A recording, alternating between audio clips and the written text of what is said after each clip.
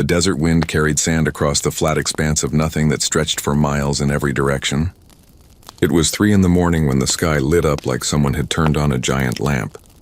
The light was blue and white, crackling with energy that made the air smell like a lightning storm. Then came the sound, a deep rumble that shook the ground and rattled the windows of the small town 40 miles away. By the time the sun rose, the military had already surrounded the crash site. Helicopters circled overhead while soldiers in hazmat suits approached the massive object that had carved a half-mile trench through the desert floor. It was huge, maybe 3 football fields long and shaped like nothing any human had ever built. The hull was dark, almost black, with panels that seemed to shift colors when the light hit them at different angles. General Patterson stood at the edge of the crater, binoculars pressed to his eyes. He had been in the military for 30 years and had seen plenty of strange things, but nothing like this. The ship, and it was definitely a ship, sat at the bottom of the trench, silent and still. No lights blinked on its surface. No engines hummed. It just sat there like a dead whale on a beach. "Any signs of life?" he asked the lieutenant beside him. "No, sir. Thermal imaging shows the hull is already cooling to ambient temperature. Whatever was inside either left or died hours ago." Patterson lowered his binoculars. "Get me a science team. The best we have." Within 12 hours, Dr. Sarah Chen arrived from MIT. She was a physicist who specialized in theoretical propulsion systems, though she had never expected to see anything like this in her lifetime. Marcus Webb came with her, an engineer who had worked on experimental aircraft for 20 years. He was the kind of man who could look at a broken machine and see exactly how to fix it. They stood together at the edge of the crater, staring down at the alien vessel. Sarah felt her heart racing. This was impossible. This was beyond impossible, and yet here it was, real and solid and waiting for them. "Well," Marcus said, his Texas drawl slow and steady, "I guess we should take a look inside." Getting inside took 2 days. The hull had no visible doors, no hatches, no seams where panels met. It was like the entire ship had been carved from a single piece of material. Finally, one of the engineers found a section that responded to electrical current.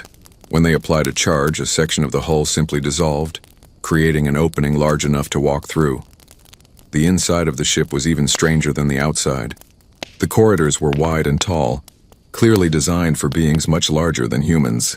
The walls glowed with a soft light that seemed to come from everywhere and nowhere at once. There were symbols on every surface, flowing script that looked almost like water frozen in time. Sarah touched one of the walls and felt it warm beneath her fingers. It's still active. Some systems are still running. They moved deeper into the ship, a team of 20 scientists and soldiers, all of them recording everything they saw. The first major discovery came when they found what looked like a control room. Screens covered the walls, all of them dark except for one that flickered with that same flowing script. Marcus approached a console that seemed designed for hands much larger than his own. He touched the surface gently and it lit up beneath his fingers. The screen in front of him came to life, showing images that made no sense. Star charts, maybe, or mathematical formulas far beyond anything he had studied. "Can we translate any of this?" General Patterson asked. He had followed them inside, despite the protests of his security team. Sarah was already setting up equipment, cameras, and sensors pointed at every screen. "We'll need time. Maybe months, maybe years, but they did not have years." 3 days after they entered the ship, they found the ship's log. It was stored in a crystal matrix in what they guessed was the captain's quarters. When they connected it to their translation computers, the AI system started working on the alien language. It took 72 hours of processing, but finally, the computer produced something they could read. Sarah read the translated log aloud to the assembled team. Her voice shook as she spoke. "Mission log, Zathari Collective Vessel Designation 749. Prototype Quantum Displacement Drive, 3rd iteration. Final entry. The drive system is fundamentally flawed. Calibration failures across all neural interface points. Life support systems incompatible with 70% of collective species. Hull integrity questionable under sustained displacement. Project terminated. Vessel deemed irredeemable. Disposal approved." She looked up from the screen. "There's more. They chose Earth as the disposal site because..." She paused, reading ahead silently. Her face went pale. "What does it say?" Patterson demanded. They chose Earth because we're listed as a pre-contact species. Primitive. They assumed we would never figure out what it was. The last line says, local species lacks technological sophistication. Zero risk of reverse engineering. Dumping approved. The room went silent.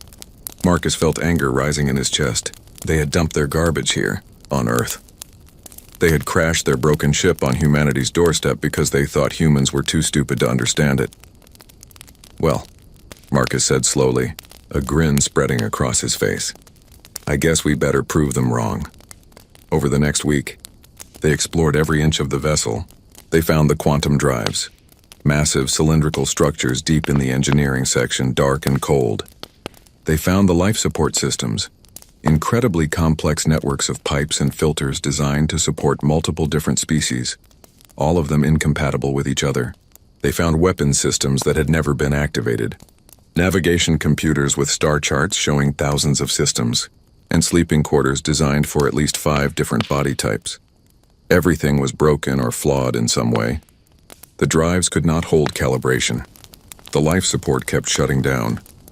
The navigation systems crashed every few hours. It was a disaster of a ship, and now Sarah understood why the aliens had given up on it. But Marcus saw something different. He saw potential. Look at this, he said one evening, deep in the engine room. Sarah joined him by one of the quantum drives. He had connected a laptop to the alien systems running diagnostics. The drives aren't actually broken. They're just designed wrong. What do you mean? Marcus pointed to his screen, which showed a complex web of neural connections. See this?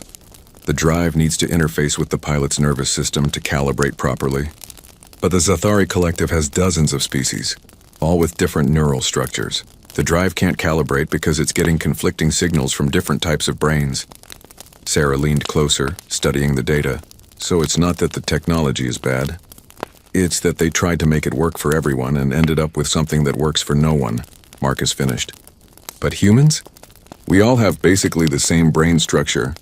If we calibrate this for human neural patterns, it might actually work, Sarah breathed. They found the ship's AI 3 weeks into their exploration. It was housed in a crystalline core deep in the ship's center, surrounded by cooling systems and what looked like quantum processors. When they activated it, the entire ship came to life. Lights blazed in corridors that had been dark. Screens flickered on across every surface, and a voice spoke, translated automatically into English by systems they still did not understand. Impossible, the AI said. This vessel is non-functional. This vessel is terminated. How are primitive species operating my systems? Sarah stepped forward.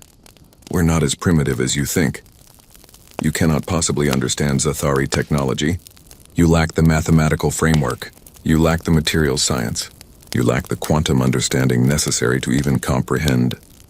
The quantum drives use entangled particle pairs to create a displacement field that moves space around the ship rather than moving the ship through space, Sarah interrupted. The calibration fails because you're trying to sync neural patterns from multiple incompatible species. The life support system crashes because you're running 7 different atmosphere mixtures through the same recyclers. The hull integrity is questionable because you used composite materials that work great separately but have different expansion rates when exposed to the energy, fluctuations of the drive. The AI went silent for a long moment. You should not be able to know these things. We figured them out, Marcus said. That's what humans do. We figure things out. This vessel is beyond repair. No, Marcus said firmly. It's beyond repair if you try to do it the Zathari way. But we're not Zathari. We're going to do it the human way. Over the next months, the facility around the ship expanded. What had started as a military operation became an international project. Scientists and engineers from every country came to Nevada, all of them sworn to secrecy, all of them driven by the same goal, make the impossible ship fly. The AI, which Sarah had named Prometheus, watched everything with what seemed like growing disbelief. The humans did not try to fix the alien systems. Instead, they ripped them out and replaced them with human alternatives. Where the Zathari had used incompatible materials, humans used steel and titanium and composites of their own design. Where alien computers crashed, humans installed their own processors. Slower perhaps, but far more stable. The life support system was completely redesigned. Instead of trying to support multiple species, they made it support one, humans. It was simpler, more efficient, and it actually worked. The quantum drives were the biggest challenge. It took 2 years of trial and error, of failed tests and near disasters. But finally, Marcus found the solution. He connected the drives to a neural interface helmet, calibrated specifically for human brain patterns. When Sarah put on the helmet and thought about moving forward, the drives hummed to life for the first time since the ship had crashed. The ship rose 3 feet off the ground before the drives cut out and it crashed back down. But they had done it. They had made it work. Prometheus spoke into the shocked silence. That should not have been possible. The drives are irredeemably flawed. They were flawed for you, Sarah said, pulling off the helmet with shaking hands. For us, they're perfect. 5 years after the crash, the ship flew again. They renamed it Prometheus Rising, and when it lifted off from the Nevada desert on a pillar of blue-white light, every person in the facility cheered until their voices were hoarse. The ship that aliens had dumped on Earth as garbage had become humanity's gateway to the stars. In orbit, Sarah stood on the bridge, redesigned with human-sized controls and human-friendly displays, and looked down at Earth through the view screen. Marcus stood beside her, grinning like a kid on Christmas morning. Think they know what we did? Marcus asked. The aliens? Oh, they'll find out eventually. And what do you think they'll say when they learn we fixed their broken ship? Sarah smiled. I think they're going to be very, very surprised. Below them, Earth turned slowly in the darkness of space, and above them the stars waited. Humanity had been given garbage and turned it into gold. Now it was time to see what else they could do. The Nevada facility had grown into a small city over the past 5 years. What had started as a collection of temporary buildings and military tents now sprawled across 10 square miles of desert. Hangars large enough to house passenger jets stood next to research labs filled with equipment from every major university on Earth. Housing complexes sheltered 5,000 people from 43 countries, all working toward the same impossible goal. In the center of it all sat Prometheus Rising, no longer the wreck that had crashed into the desert, but not yet the vessel it would become. The ship looked like a patchwork quilt, sections of original alien hull next to panels of human-manufactured titanium. Old systems ripped out and replaced with bundles of cable and human-designed interfaces. It was ugly in a way that made engineers smile and designers weep. Marcus Webb stood in the main engineering bay, surrounded by a team of technicians from Japan, Germany, India, and Brazil. They were working on the quantum drive calibration system, the piece of technology that had taken them 2 years to understand, and 3 more to improve. The alien design had been elegant but impractical. The human version was crude, but it actually worked. Run the simulation again, Marcus said, wiping grease from his hands. He was 50 now, with gray streaking through his hair, but his eyes still lit up like a child's when he solved a problem. The lead technician, a young woman named Yuki Tanaka, entered commands into her console. On the screen above them, a 3-dimensional model of the drive system spun slowly. Numbers scrolled past too fast for most people to read, but Marcus had been staring at these readouts for 5 years. He could read them like a book. Drive efficiency at 94%, Yuki announced. That's 3% better than the original alien design. Someone in the back of the room whooped with joy. Marcus allowed himself a small smile. 3% might not sound like much, but at faster than light speeds, 3% meant the difference between reaching a distant star in weeks versus months. Good work, everyone, Marcus said. Take a break. We'll install the new calibration matrix tomorrow. Across the facility, Sarah Chen stood in what they called the archive, a vast room filled with alien artifacts, tools and technology they had found throughout the ship. Some pieces they understood. Others remained mysteries after 5 years of study. Sarah's specialty was making sense of the mysteries. Today she was examining what looked like a control interface for something. The device was a smooth black sphere about the size of a basketball, covered in symbols that glowed faintly blue when she touched them. According to Prometheus, the ship's AI, this was a navigation computer. But no matter how they tried to connect it to their systems, it refused to work. Maybe you're thinking about it wrong, said a voice behind her. Sarah turned to find Dr. James Okonkwo, a computer scientist from Nigeria, who had joined the project 3 years ago. He was young, brilliant, and had a gift for seeing problems from unexpected angles. What do you mean? Sarah asked. James picked up the sphere carefully. We keep trying to make our computers talk to their computers. But what if that's the wrong approach? What if we need to translate, not interface? Translate? Think about it like languages. When you want to understand Chinese, you don't try to rewire your brain to think in Chinese characters. You translate the Chinese into English. So why are we trying to rewire our computers to think like alien computers? Why not build a translator? Sarah stared at him. It was so obvious once he said it out loud. They had been trying to force compatibility between fundamentally different systems. What they needed was a bridge, something that could take alien commands and convert them into something human computers could understand. That's brilliant, she said. How fast can you build a prototype? James grinned. Give me 2 weeks. The breakthrough with the translation software changed everything. Within a month, systems that had been completely incomprehensible suddenly made sense. The navigation computer came online, displaying star charts with thousands of systems mapped in perfect detail, weapon systems activated, showing targeting interfaces and power management tools. Even the life support system, which they had completely replaced, revealed hidden backup functions they had never known existed. Prometheus, the ship's AI, watched all of this with what Sarah had come to recognize as digital amazement. The AI had been skeptical when humans first started working on the ship. It had called their efforts primitive, crude, and doomed to fail. But as months turned to years, and failures turned to successes, Prometheus had slowly changed its assessment. I do not understand you, Prometheus said one evening. Sarah was alone on the bridge reviewing system diagnostics. The AI's voice came from speakers throughout the room, calm and measured. What don't you understand? Sarah asked, not looking up from her work. The Zathari Collective has resources you cannot imagine. Hundreds of worlds, thousands of ships, scientific knowledge spanning millennia, yet they could not make this vessel function. You have one world, primitive manufacturing, limited resources, and yet you have succeeded where the collective failed. Sarah set down her tablet and looked up at the main screen, where Prometheus displayed a simple avatar, a sphere of light that pulsed when it spoke. We didn't succeed by being better than you.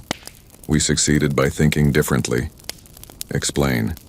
The Zathari tried to make a ship that worked for everyone. They wanted perfection, one ship that could support any species, travel faster than anything else, carry any cargo. When it didn't work perfectly, they threw it away. And humans? We don't expect perfection. We expect things to break.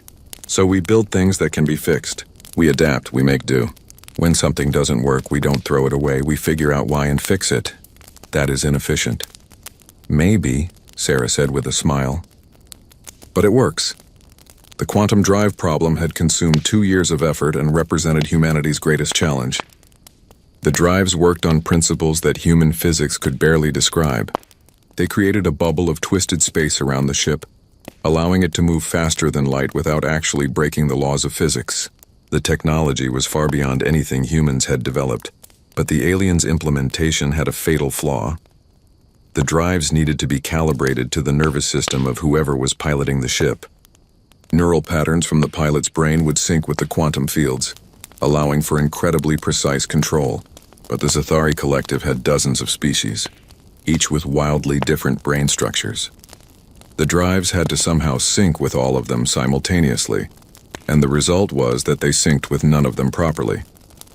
Marcus had spent 6 months just understanding the problem. He had brought in neuroscientists, quantum physicists, and computer engineers. Together they had mapped out exactly how the drive system worked and where it failed. The solution, when it finally came, was surprisingly simple. We don't need it to work for multiple species, Marcus had said. We only need it to work for one. Humans. They had redesigned the neural interface from scratch. Instead of trying to accommodate different brain structures, they built something specifically for human neurology. The helmet Sarah had worn during the first test was the prototype. Since then, they had refined the design, making it smaller, more comfortable, and far more effective. The new system worked so well that it actually outperformed the original alien design. Human pilots could sync with the drives in seconds instead of minutes. The precision was incredible. Testers reported feeling like the ship was an extension of their own body. It was everything the Zathari had wanted but had never achieved. Think about what this means, Sarah said to Marcus one night over coffee in the facility cafeteria. The aliens couldn't make this work because they were too diverse. Their strength became their weakness. And our strength? Marcus asked. We're all the same species.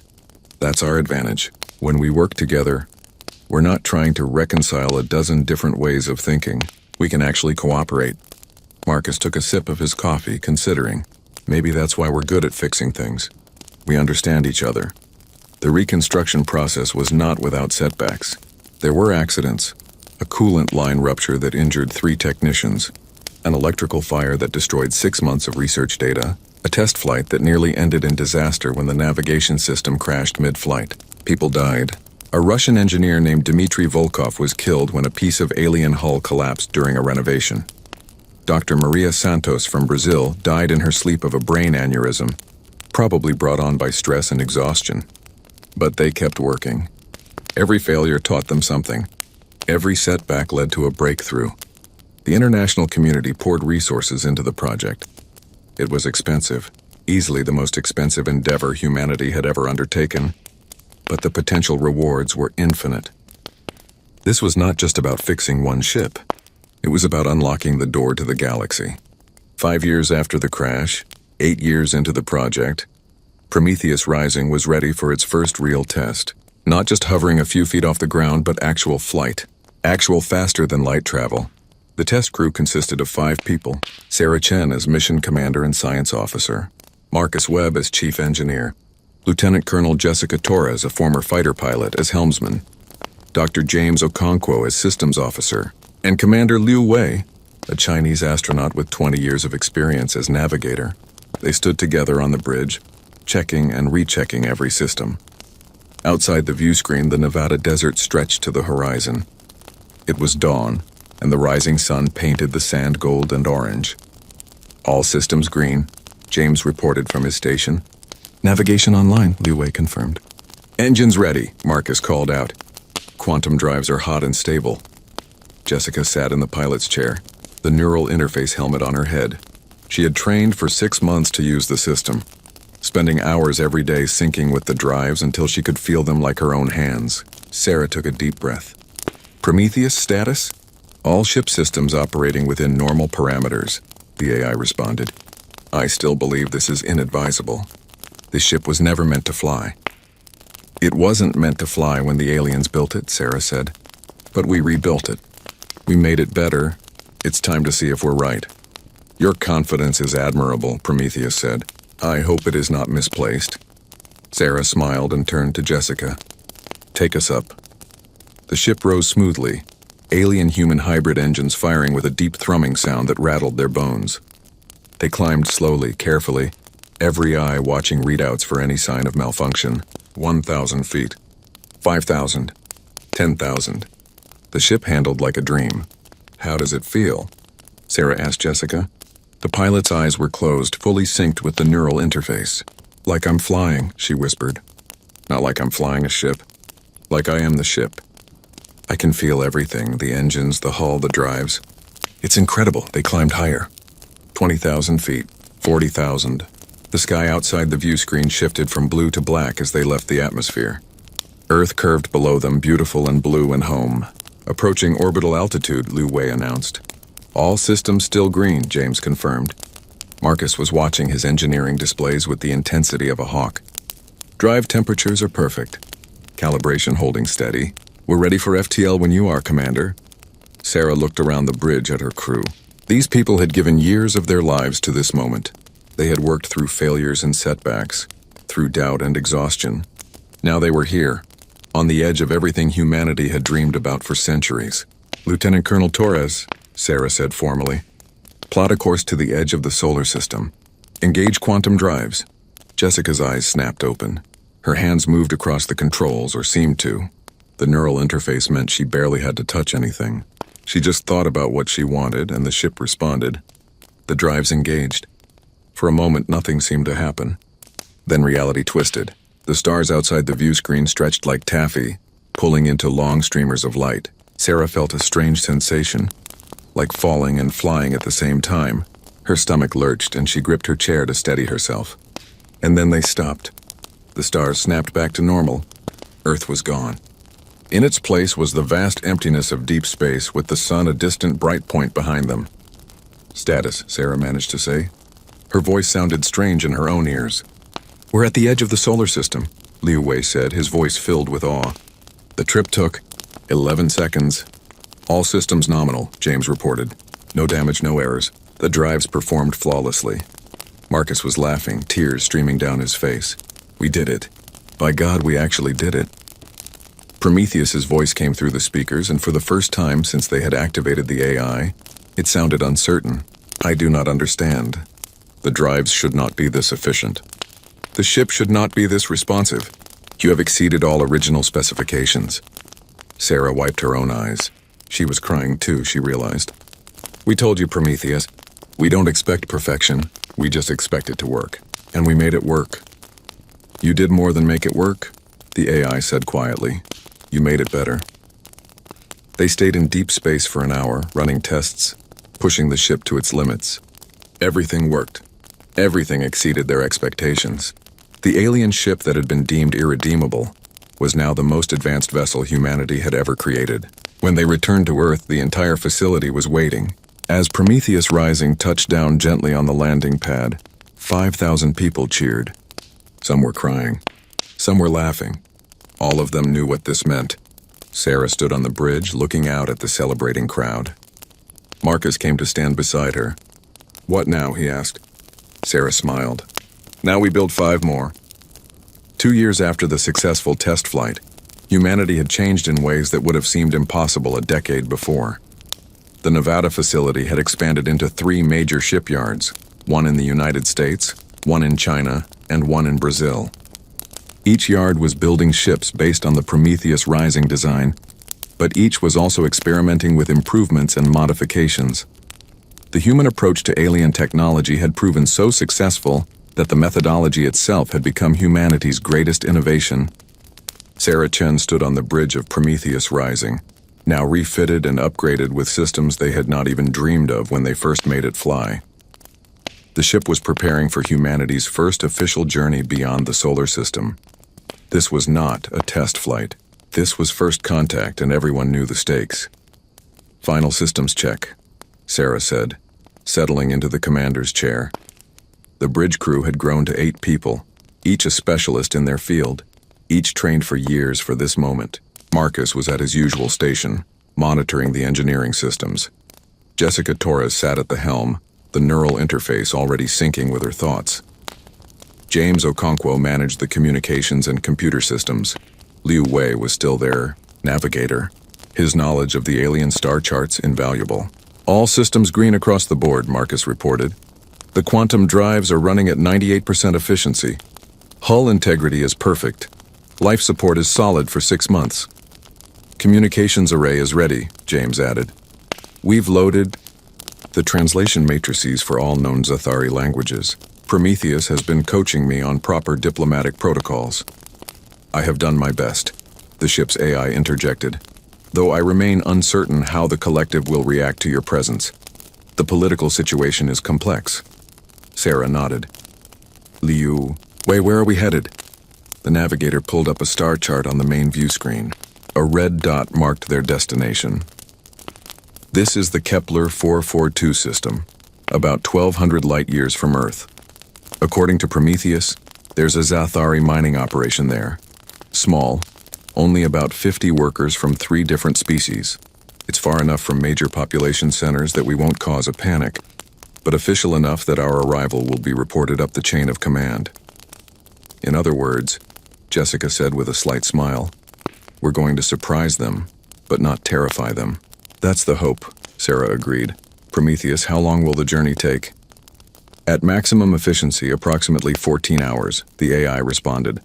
The Zathari have been mining valuable minerals from the asteroid belt in that system for 70 years.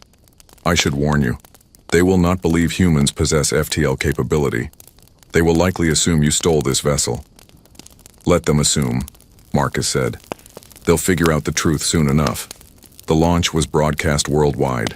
People gathered in homes and public squares to watch as Prometheus Rising lifted off from the Nevada facility. The ship climbed through Earth's atmosphere, leaving a trail of blue-white light that could be seen for hundreds of miles. Then, at the edge of space, the quantum drives engaged. Reality twisted, and the ship vanished from human space.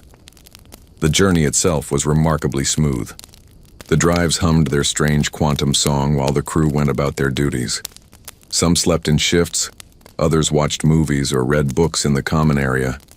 It was surreal to think they were traveling faster than light, crossing distances that would have taken conventional ships thousands of years. Yet inside the vessel, everything felt normal. Sarah spent much of the journey talking with Prometheus. The AI had become something like a friend over the years, though it still maintained a certain formality. Now, as they approached the moment of first contact, she wanted to understand the Zathari better. "Tell me about the collective," she said, sitting alone on the bridge during the night shift. Earth's night, anyway. In deep space, there was no day or night. The Zathari Collective is an alliance of 47 species from 33 star systems, Prometheus began. It was formed approximately 3,000 years ago when the original Zathari species encountered their first alien neighbors. Rather than fight, they chose to cooperate. Over millennia, the collective grew as more species joined. What holds them together? Mutual benefit. Trade. Protection. The collective maintains a fleet to defend against hostile forces. They share technology, resources, and knowledge. Each species contributes according to their strengths. It sounds ideal. In theory, yes. In practice, it is complicated. Some species have more political power than others. There are rivalries, disputes. The collective works, but it is not perfect. Sarah smiled. Nothing ever is. How do you think they'll react to us? Prometheus was quiet for a long moment. I do not know. The collective prides itself on technological advancement. You are a reminder that sometimes primitive methods can succeed where sophisticated ones fail. That will be uncomfortable for them. Good, Sarah said. Comfortable people don't change. Maybe it's time the collective was a little uncomfortable. They dropped out of FTL at the edge of the Kepler 442 system. The transition was smooth. Jessica had become so proficient with the neural interface that she could make the ship dance if she wanted to. The view screen showed a yellow star with 6 planets, one of them a gas giant with rings that sparkled in the starlight. Scanning for the mining operation, Liu Wei announced. There, in the asteroid belt between the 4th and 5th planets, I'm reading power signatures consistent with Zathari technology. 3 ships in dock, probably cargo haulers. 1 station built into the largest asteroid. Any sign they've detected us? Sarah asked. James checked his displays. Not yet. We're still pretty far out, and our hull profile is strange enough that their systems might not recognize us as a ship. Take us in, Sarah ordered. Nice and slow. Let's not startle them too badly. Prometheus Rising moved into the inner system, its engines pushing them toward the asteroid belt. It took 2 hours of steady flight before the mining station's sensors finally picked them up. The response was immediate. A message came through, translated automatically by their systems. The voice was high-pitched and rapid, speaking in a language that sounded like water running over rocks. Unknown vessel. This is Zathari Mining Station, Kepler 442 Delta. You are entering collective space without authorization. Identify yourself immediately or you will be fired upon. Sarah took a breath and nodded to James, who opened a channel. Mining Station Kepler 442 Delta. This is the human vessel Prometheus Rising. We mean no harm. We're here to make peaceful contact with the Zathari Collective. There was a long silence. Then the voice came back, slower this time, uncertain. Human. That is impossible. Earth is a pre-contact world. Humans do not have FTL capability. We do now, Sarah replied calmly. And we'd like to talk. Another silence, longer this time. Sarah could imagine the chaos on the mining station. Workers trying to understand how a species that should be primitive had shown up in a starship. Finally, a different voice came through, deeper and more measured. Human vessel, you will hold your position. 3 patrol craft are being dispatched to escort you. Any aggressive action will result in your destruction. Jessica looked at Sarah with raised eyebrows. Sarah nodded. Acknowledged. We'll wait right here. The patrol craft arrived 30 minutes later. They were sleek vessels, smaller than Prometheus Rising but clearly designed for combat. They had weapons pods mounted on their wings and shields that shimmered with energy. They circled the human ship warily, scanning it from every angle. "They're not sure what to make of us," James said, watching his displays. "Their scans keep coming back confused. They can tell we're using Zathari technology, but the configuration is all wrong." One of the patrol craft moved closer, its pilot clearly emboldened by having backup. The voice that came through now was different again, speaking in a language that Prometheus translated as belonging to a species called the Thule. "Human ship. Your vessel. How did you acquire it?" Sarah chose her words carefully. "This ship crashed on Earth 10 years ago. It was badly damaged and had been abandoned by the Zathari. We repaired it." "Impossible," the Thule pilot said. "That vessel was irredeemably flawed. The quantum drives could not hold calibration. The systems were incompatible. The collective's finest engineers declared it unsalvageable." "Your engineers were right," Marcus cut in, unable to help himself. "It was unsalvageable the Zathari way, so we fixed it the human way." "What does that mean?" "It means we adapted the technology instead of trying to use it exactly as designed. We rebuilt the systems to work for us, instead of trying to make ourselves work for the systems." The patrol craft were silent for a moment. Then the Thule pilot said, "Demonstrate your vessel's capabilities. Engage your quantum drives and move to coordinates we will provide." Jessica looked at Sarah, who nodded.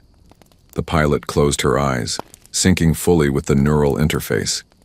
The coordinates appeared on her display, a point 50,000 kilometers away. The quantum drives hummed to life. There was that familiar twisting sensation, and then they were at the new coordinates. The transition had taken less than a second. The patrol craft took a full minute to catch up using their conventional engines. When they arrived, the Thule pilot's voice was shaking slightly. "That should not be possible. The drives on that vessel were flawed. They could not achieve such precision." "They were flawed for you," Sarah said. "They work fine for us." The patrol craft escorted them to the mining station. As they approached, Sarah could see that the station was built directly into a massive asteroid, with docking bays carved into the rock. Ships of various designs were moored there. Cargo haulers, more patrol craft, and what looked like a luxury yacht. They docked without incident, though Sarah noticed that the station's weapons were all trained on Prometheus Rising. The Zathari were taking no chances. A delegation met them in the docking bay. The group was exactly what Prometheus had described, multiple species, each wildly different from the others. There was a tall, thin being with 4 arms and skin that shifted colors, a short, stocky creature covered in fur with 6 eyes arranged around its head, something that looked almost like a floating jellyfish pulsing with light, and a being that resembled a cross between a lizard and a mantis, standing upright on powerful legs. The mantis lizard stepped forward and spoke in that flowing, water-like language. The translation came through their earpieces a moment later. "I am Coordinator Jathic. This is unprecedented. Humans should not be here. Humans should not have functional spacecraft. Explain how this is possible." Sarah had prepared this speech carefully. 10 years ago, the Zathari dumped a broken ship on Earth. Your people thought we were too primitive to understand it. You were wrong. We studied your technology. We adapted it. We improved it. And now we're here. The 4-armed being made a sound like wind chimes. Improved? You claim to have improved Zathari technology? The quantum drives on this ship operate at 98% efficiency, Marcus said, stepping forward. The original design specs called for 82%. We achieved better performance with less power consumption. We rebuilt the life support system from scratch because yours was overcomplicated. We streamlined the power distribution network. We improved the hull integrity by 30%. Yes, we improved your technology. The delegation stared at them. The jellyfish being pulsed several different colors before speaking in a language of pure tones. If this is true, you have accomplished something remarkable. But you are still only one ship. One success. The collective has thousands of vessels. For now, Sarah said, we have 5 more ships under construction. In another 2 years, we'll have 20. We're not here to threaten you. We're here because we want what you have.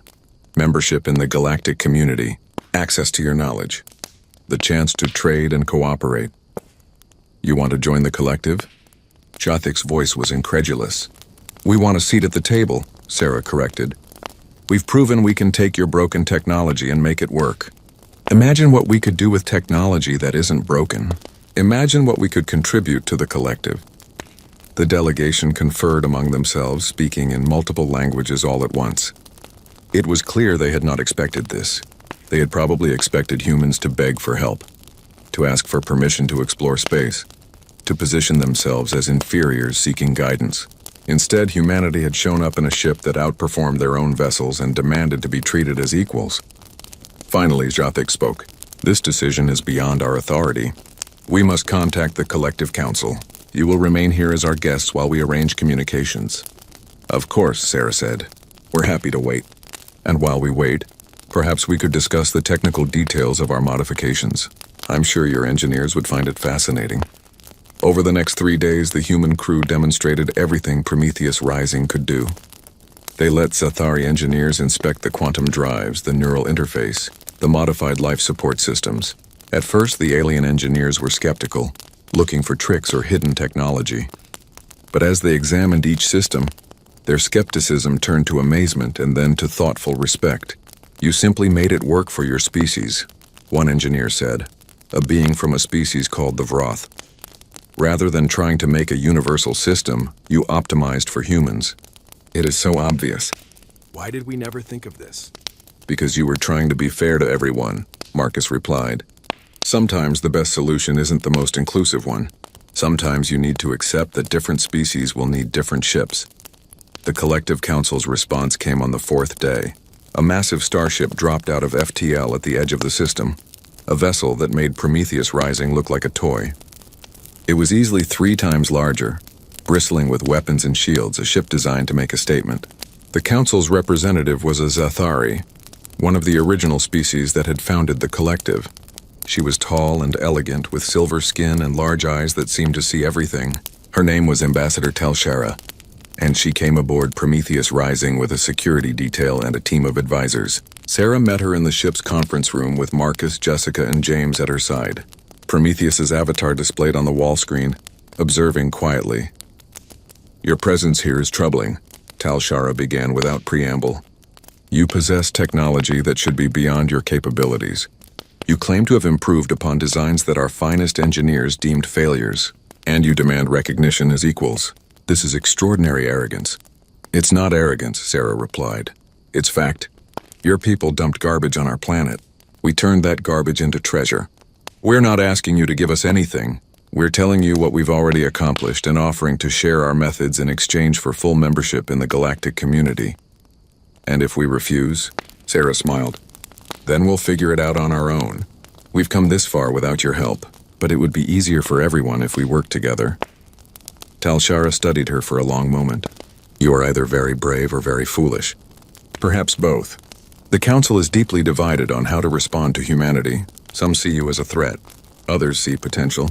A few believe we should have uplifted you properly instead of leaving you to your own devices." "We don't need uplifting," Marcus said firmly. "We need partnership." The ambassador turned her gaze to him. "You truly believe you are our equals?" "I believe we have something you don't," Marcus replied. "We know how to make things work when they're broken. We know how to adapt. We know how to improvise. Your collective has amazing technology, but from what we've seen, you don't know what to do when that technology fails." "We do." Telshara was quiet for a moment. Then surprisingly she laughed, a sound like bells ringing. "You are bold humans, very well. The Council has authorized me to offer you a trial membership in the collective. You will have access to our knowledge and our territories. In exchange, you will share your adaptive integration techniques and assist with problems our own engineers cannot solve. After 5 years, the arrangement will be reviewed." Sarah felt her heart racing. This was it. This was everything they had worked for. "We accept. However," Telshara continued, "there are those in the collective who believe you are dangerous. They will test you, challenge you, try to prove that your success was luck rather than skill. You should prepare for resistance." "We've been preparing for 10 years, Sarah said. "Let them try." The return to Earth took 14 hours, but it felt like minutes. The crew was jubilant. They had done it. Humanity had a seat at the galactic table. When they emerged from FTL at the edge of Earth's solar system, They found a welcoming committee waiting. 6 ships, the rest of humanity's small fleet, each one a variation on the Prometheus design. Sarah looked at her crew and smiled. "We're not alone anymore," she said. "Humanity just joined the galaxy." On the view screen, Earth hung in space, beautiful and blue. And beyond it, the stars waited, not as an impossible dream, but as a new frontier that humanity was ready to explore. 5 years had passed since humanity joined the Zathari Collective, and the galaxy had learned what it meant to underestimate Earth. What had started as a trial membership had become something no one had anticipated. Humanity had not simply joined the galactic community, they had revolutionized it. The Nevada facility was now called Earth Station Prime, and it had grown into the largest shipyard in the Sol system. 12 human-designed vessels sat in dock at any given time, each one different from the others. Some were built for speed, sleek and fast. Others were heavy cargo haulers, designed to move massive amounts of material across star systems. A few were research vessels, equipped with laboratories that combined human and alien technology in ways that surprised everyone who saw them. But the fleet that mattered most right now was the one gathering at the edge of collective space. Humanity's reputation as fixers had spread through the galaxy. When something broke and no one else could repair it, they called humans. When technology failed and engineers gave up, humans figured it out. In 5 years, human teams had solved problems on 17 different worlds, earning respect and, more importantly, trust. That trust was about to be tested.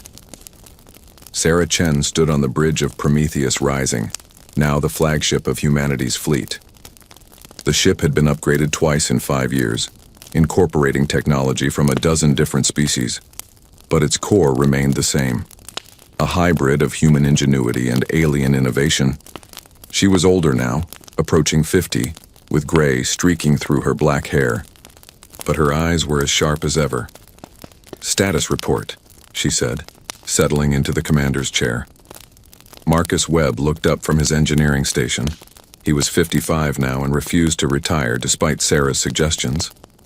"All systems are optimal. The new shield generators we borrowed from the Vroth are running at 110% of their rated capacity. I still don't know how they're doing that.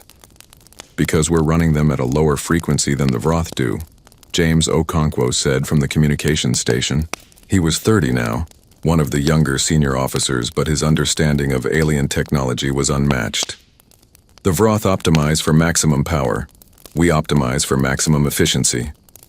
"That's the human way," Jessica Torres said from the helm. The former fighter pilot was now Admiral Torres in command of Earth's entire fleet. But she still piloted Prometheus Rising personally whenever possible. The neural interface had become like a second skin to her.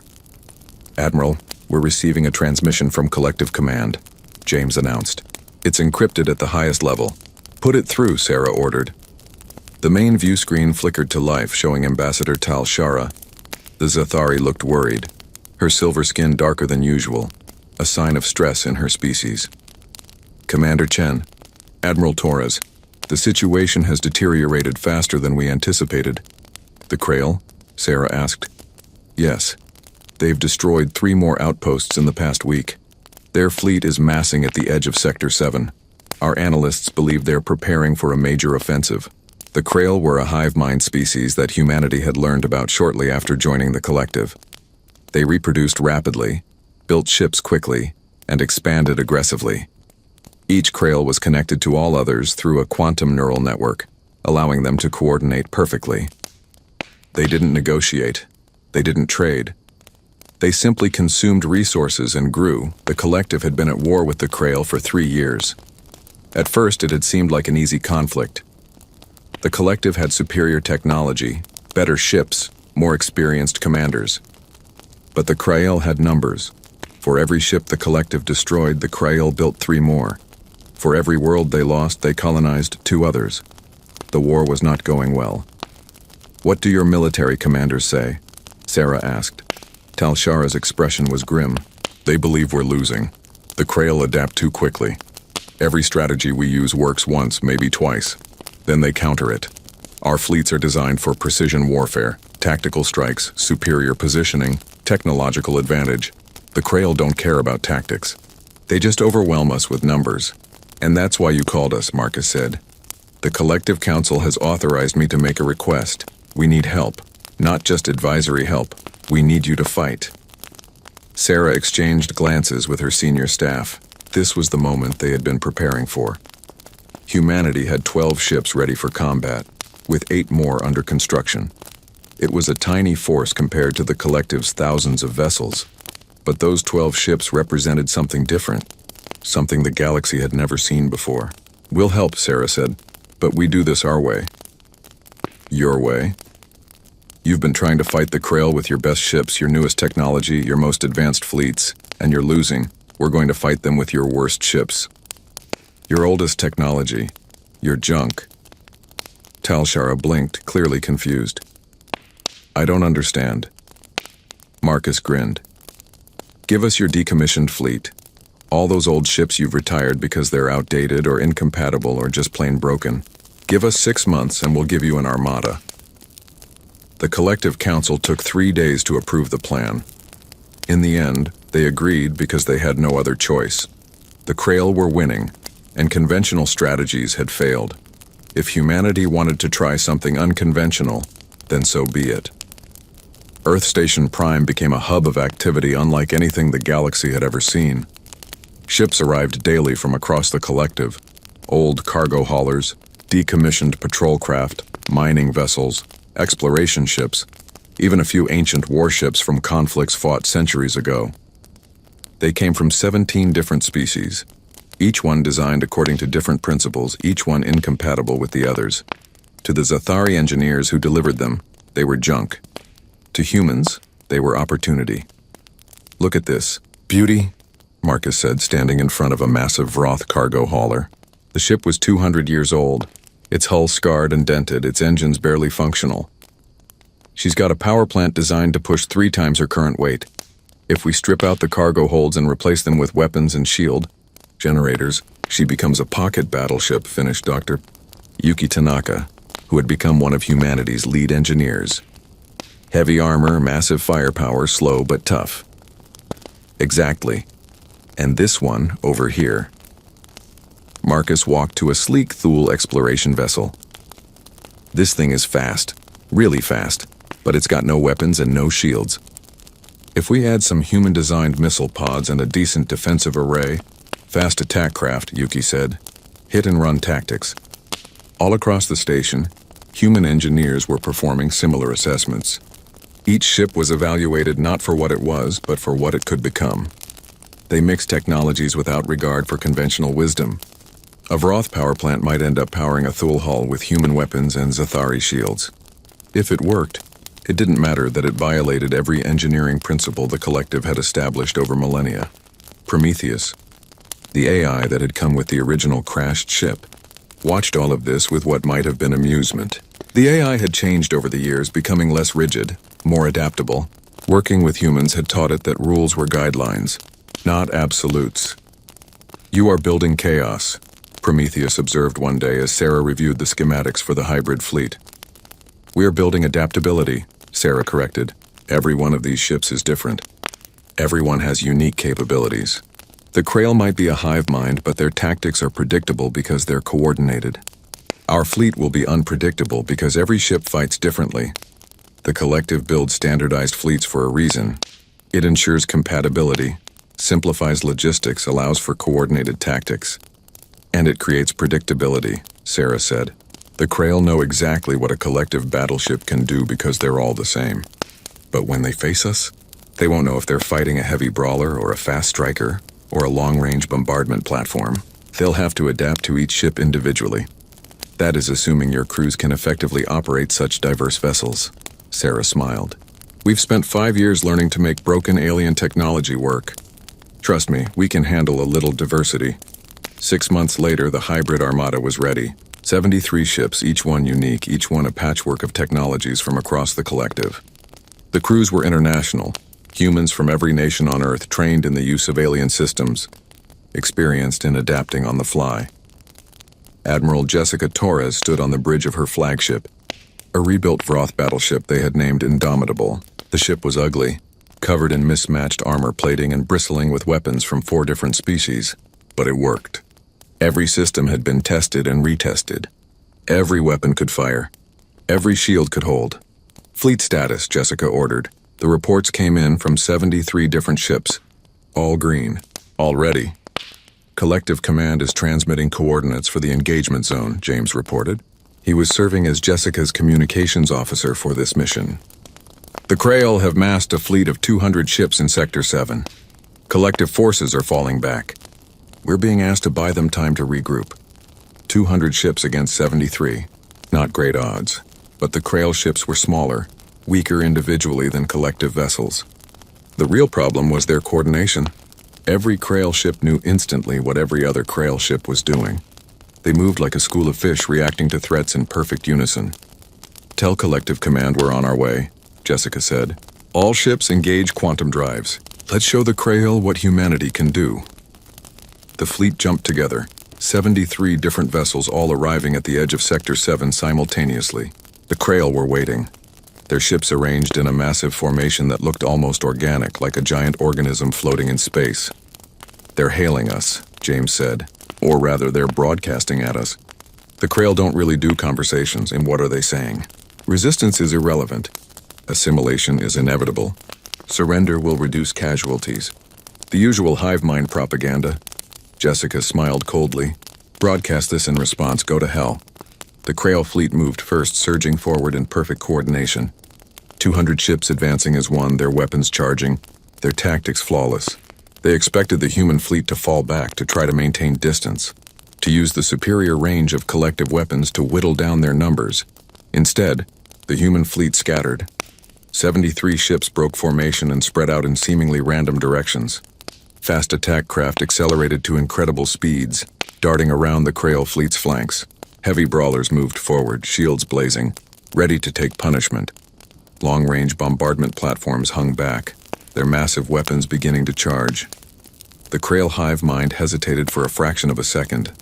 This was not how collective fleets fought. This was chaos, disorder. There was no pattern to analyze, no formation to counter. And in that moment of hesitation, humanity struck. The fast attack craft hit first, launching volleys of missiles at the Krail rear guard. The missiles were human-designed, each one slightly different, each one following unpredictable flight paths. The Krail's automated defenses struggled to track them all. Explosions blossomed across 3 Krail ships. Then the heavy brawlers arrived at the front lines. These were the rebuilt cargo haulers and mining vessels. Massive and slow, but incredibly tough. They crashed into the Krail formation like battering rams, their shields absorbing incoming fire while their weapons tore into enemy ships at close range. The long-range bombardment platforms opened up next, hurling projectiles at near-relativistic speeds. These were railguns and mass drivers, simple human technology scaled up to ship-killing size. They weren't as sophisticated as collective energy weapons, but they hit like sledgehammers. Krail fleet is trying to reform, James reported. They're pulling back their forward elements and tightening their formation. They're adapting, Jessica said. Good. Let's give them something else to adapt to. All ships pattern Delta 7. The human fleet shifted again. The fast attack craft pulled back while the heavy brawlers spread out. Medium cruisers, rebuilt patrol craft with balanced weapons and decent speed, moved into the gaps. The formation looked almost like a net, with spaces deliberately left open. The Krail, seeing what looked like weaknesses, moved to exploit them. Their ships poured into the gaps, trying to split the human fleet and destroy the ships piecemeal.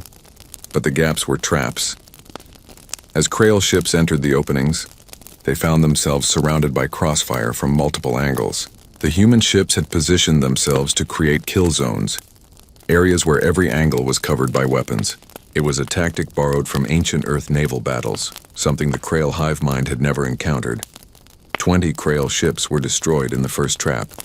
15 more in the second. They're learning, James warned.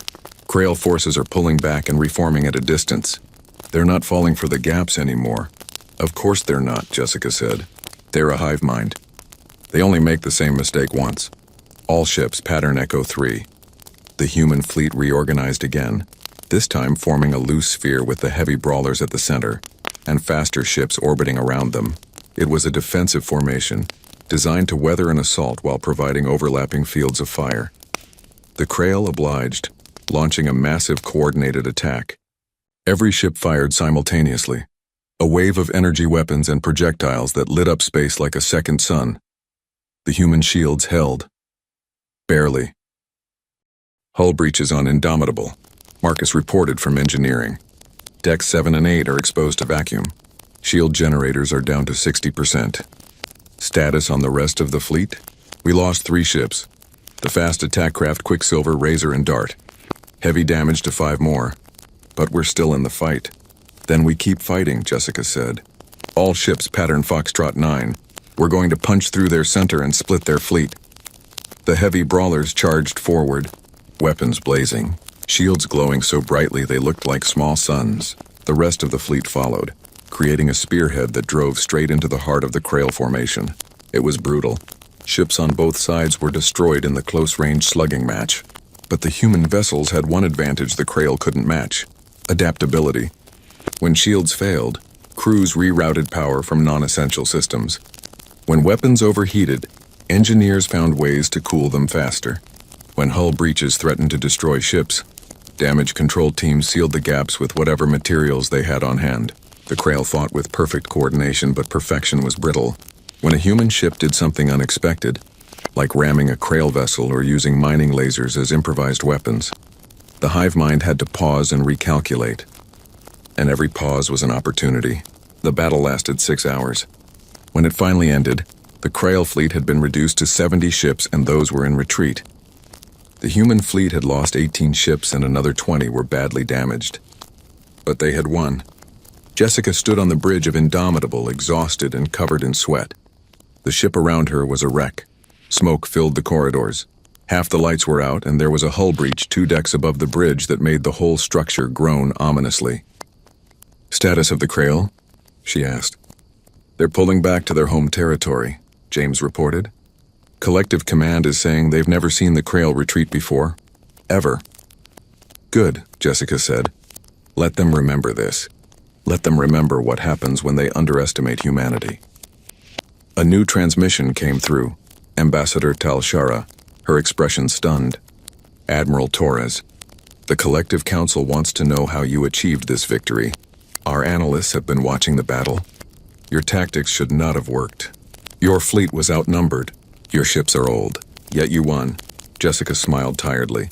"We won because our ships are old. Because they're all different. Because the Krail couldn't predict what we would do next. You've been fighting them with perfect coordination and superior technology. We fought them with chaos and improvisation. And against a hive mind that expects perfection, chaos wins." Talshara was quiet for a long moment. "The Council wishes to hire humanity for additional missions. We have many problems that require unconventional solutions. We'll be happy to help," Jessica said. "For the right price. Of course. And Admiral, on behalf of the Collective, thank you. You saved thousands of lives today." "Just doing what humans do best," Jessica replied. "Making broken things work." When Prometheus Rising finally limped back to Earth Station Prime 3 weeks later, the ship was covered in scorch marks and dents. But the crew was alive and the mission was complete. Sarah stood on the observation deck, watching as Indomitable and the other surviving ships came home. Marcus joined her, his left arm in a sling from an injury during the battle.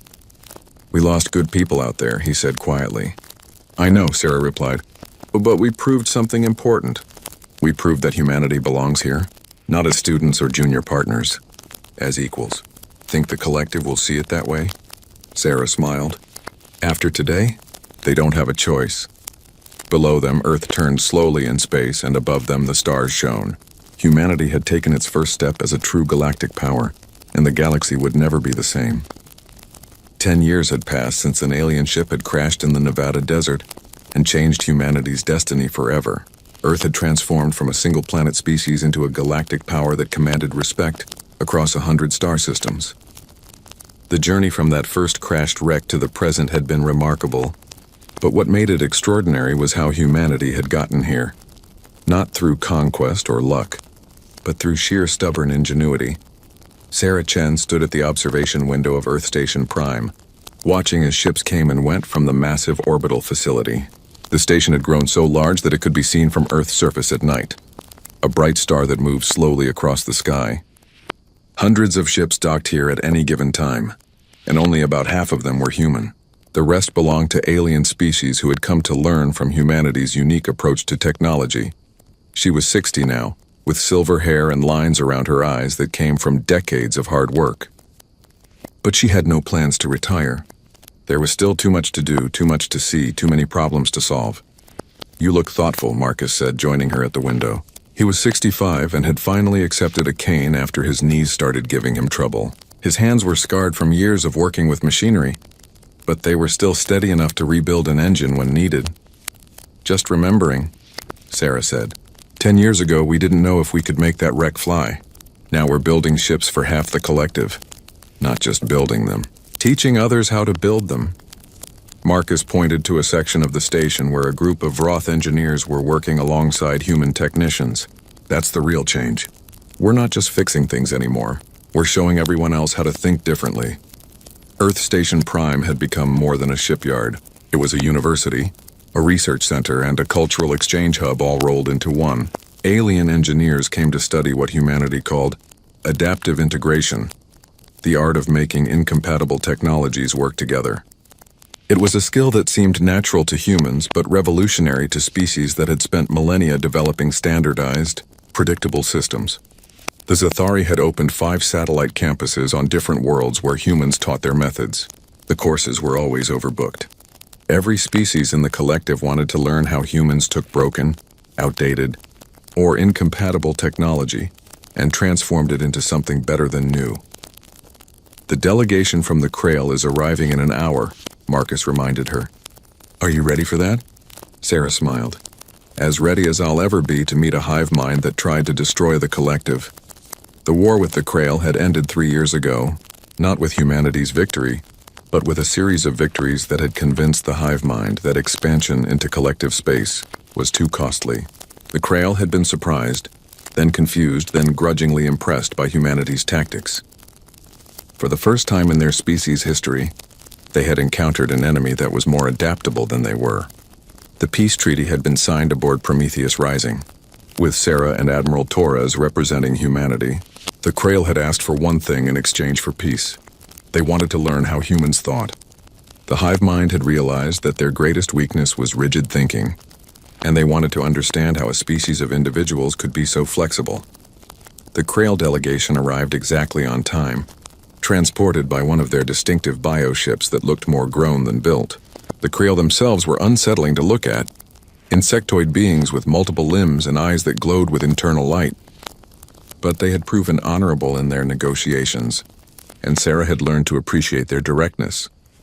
The lead Krail, they didn't use individual names since they were all part of the same consciousness, greeted Sarah with the gesture humans had taught them, a simple nod of acknowledgement.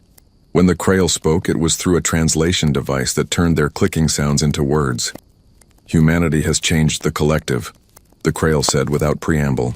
"You have introduced chaos where there was order, unpredictability where there was certainty. At first we believed this was weakness. We were wrong."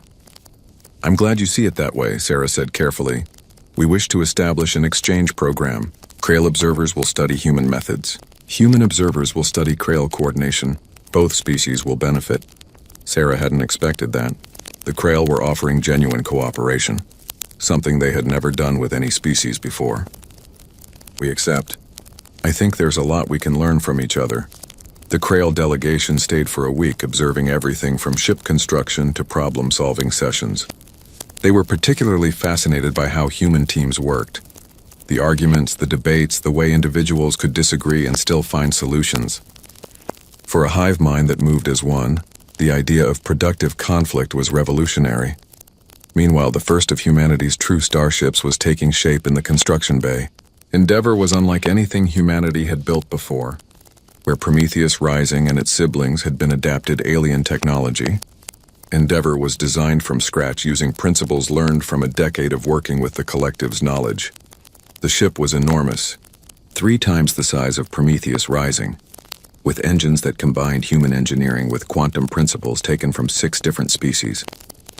Its hull was a composite material developed by human metallurgists working with Vroth materials scientists. Its weapons were human-designed railguns powered by Thule energy cores. Its shields used Zathari technology modified with human failsafes. It was, in every sense, a representation of what humanity had become. Not purely human, not purely alien, but something new, something better. Sarah walked through Endeavor's corridors during the final inspection, accompanied by the ship's designated captain, a young woman named Chen Li, who happened to be Sarah's niece. The younger Chen had grown up during humanity's expansion into space and represented the new generation who saw the stars as home rather than frontier. "She's beautiful," Li said, running her hand along the bulkhead. "Prometheus Rising was amazing for its time, but this is what we were always meant to build." "Your parents wanted you to be a doctor," Sarah said with amusement. "I am a doctor of broken starships," Li grinned. "Besides, someone has to carry on the family tradition of fixing things that shouldn't work." The launch ceremony for Endeavor was broadcast across the entire collective. Representatives from 30 species attended in person, gathering at Earth Station Prime to witness humanity's achievement. Ambassador Talshara was there, looking older but still elegant in her formal robes. Admiral Torres was there too, now semi-retired but still commanding respect wherever she went. Marcus stood beside Sarah, both of them dressed in formal uniforms that felt uncomfortable after years of wearing work clothes. The original Prometheus Rising had been moved to a place of honor in orbit around Earth. Transformed into a museum, visitors could walk through its corridors and see where humanity's journey to the stars had begun. The ship's AI, Prometheus, had been offered a new body, a state-of-the-art computer core that would give it more processing power than it had ever dreamed of. But the AI had chosen to stay in its original crystal matrix, in the ship that had crashed in the desert so long ago. "This is where I belong," Prometheus had said when Sarah asked about it. "I came here broken and was made whole. This ship is my home." Now, as Sarah stood on the observation deck watching Endeavor's engines begin their startup sequence, Prometheus's voice came through her communication device. "Commander Chen, I wanted to thank you." "For what?" Sarah asked, though she thought she knew. "For proving me wrong. When I first activated in that desert facility, I told you that humans were too primitive to understand Zathari technology. I was incorrect. You didn't just understand it. You surpassed it. You taught the galaxy that perfection is not the goal. Adaptability is. We couldn't have done it without you, Prometheus. You were our guide, even when you didn't believe in us. I learned something from watching humanity over these 10 years. The AI continued. I learned that being broken is not the end. It is, as you often say, an opportunity. I was deemed a failure by my creators, but humans saw potential in failure. You saw potential in me. For that I am grateful." Sarah felt tears in her eyes. "You're not a failure, Prometheus. You're family." The launch countdown reached 0. Endeavor's engines flared to life. Brilliant blue-white light that lit up the darkness of space. The massive ship rose slowly from its construction bay, climbing with a grace that seemed impossible for something so large. As it cleared the station, its quantum drives engaged and reality twisted around it. The ship vanished, heading out on its maiden voyage to the far side of the collective. It would be gone for 6 months exploring regions of space that humanity had never seen, but it would come back. And when it did, there would be other ships ready to follow. "We did it," Marcus said quietly. "We took garbage and turned it into a gateway to the stars." Sarah nodded. "And now the stars are ours." Across the galaxy, humanity's reputation had solidified. They were the fixers, the adapters, the species that made impossible things possible. Alien civilizations that had spent millennia developing rigid, perfect systems now sought human help when those systems failed. Earth had become wealthy beyond measure, trading not just in goods but in knowledge. The knowledge of how to think differently. But wealth and reputation weren't what mattered most to Sarah. What mattered was standing here, looking at a ship humanity had built with its own hands, knowing that humans were exploring the galaxy as equals rather than students. The Zathari Council had issued a formal apology 3 years ago, acknowledging that dumping their failed prototype on Earth had been a mistake, not because it violated protocols, but because they had misjudged humanity so completely. They had assumed humans were too primitive to matter. Instead, humans had become essential. What do you think the galaxy will look like in another 10 years? Marcus asked. Sarah considered the question. Different, better, more adaptable. We've shown everyone that there's more than one way to solve a problem. That diversity isn't a weakness, it's strength. Think we'll still be around to see it? I plan to be, Sarah said. We've got too much work left to do. A new ship was approaching the station, a design Sarah didn't recognize. It was small, sleek, and painted in colors that seemed to shift as it moved. James Okonkwo's voice came through her communicator. Commander, we're being hailed by an unknown vessel. They're requesting permission to dock. What species? Sarah asked. That's the thing, we don't know. They're not in the collective database. This is a first contact situation. Sarah felt excitement surge through her. After 10 years, humanity was still discovering new neighbors. Grant them permission. And James? Get a team together. Let's see if they have anything broken we can fix. Marcus laughed. You're incorrigible. I prefer helpful, Sarah replied. Besides, it's what we do. The unknown ship docked smoothly. The beings that emerged were unlike anything in the collective. Six-limbed, covered in crystalline scales with eyes that glowed soft green. They approached the greeting committee with a mixture of curiosity and what looked like hope. Their leader, identified by a crest of longer scales, spoke through a translation device they carried. We are the Valkyrie. We have traveled far seeking help. Our ship is failing. Our technology is old. We were told that if anyone could help us, it would be humans. Sarah smiled and stepped forward. Welcome to Earth Station Prime. We're really good at fixing things. Let's take a look at your ship. As she walked with the Valkyrie toward their vessel, Sarah thought about the journey that had brought humanity here. It had started with garbage. A broken ship dumped on Earth because aliens thought humans were too stupid to understand it. But humans had proven that being underestimated was an advantage. They had taken that garbage and turned it into gold. More importantly, they had changed the galaxy's perspective on what was possible. Failure was no longer permanent. Broken was no longer unfixable. Different was no longer incompatible. Humanity had taught the galaxy to see opportunity where others saw only problems. Behind her, Prometheus Rising hung in orbit, a monument to where humanity had been. Above her, Endeavor blazed across the stars, a promise of where humanity was going. And around her, thousands of beings from dozens of species worked together, learning from each other, building a future that was brighter than any one civilization could create alone. A young human engineer passed by, laughing with a Vroth technician about some joke Sarah didn't hear. Human children born on Mars chased each other down the corridor, their games watched over by a Thule nanny who had come to Earth to study child development. In a nearby laboratory, scientists from 6 species were collaborating on a project that combined human intuition with alien mathematics. This was humanity's gift to the galaxy. Not technology, not weapons, not even the ability to fix broken things. It was perspective. It was the understanding that there were always other ways to solve problems, other viewpoints to consider, other possibilities to explore. Marcus joined her again as she finished the initial assessment of the Valkyrie ship. Well, he asked. It's a mess, Sarah said cheerfully. Incompatible systems, outdated drives, structural damage throughout. Give me 3 months and we'll have it flying better than it did when it was new. Think they have anything to teach us? Everyone has something to teach us, Sarah said. That's the whole point. As the sun set on Earth far below, casting long shadows across the planet's surface, Sarah Chen stood in the observation deck of Earth Station Prime and smiled. Humanity had come so far from that day in the desert when an alien ship had crashed and changed everything.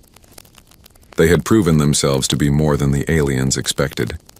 They had earned their place among the stars not through force or genius, but through determination and the simple refusal to accept that anything was truly impossible.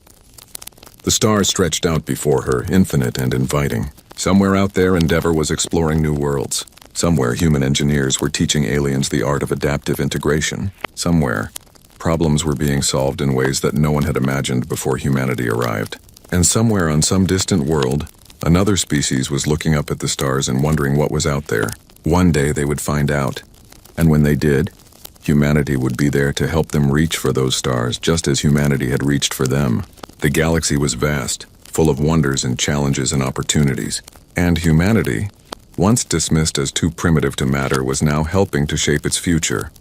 One fixed ship, one solved problem, one impossible achievement at a time.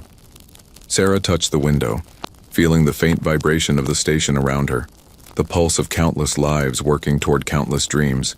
This was humanity's new dawn, not the end of a journey, but the beginning of countless more. "Commander Chen," a voice called. "We've got another broken ship requesting assistance. Are you available?" Sarah turned away from the window, a grin on her face. "Always," she said. "That's what we do. We fix things."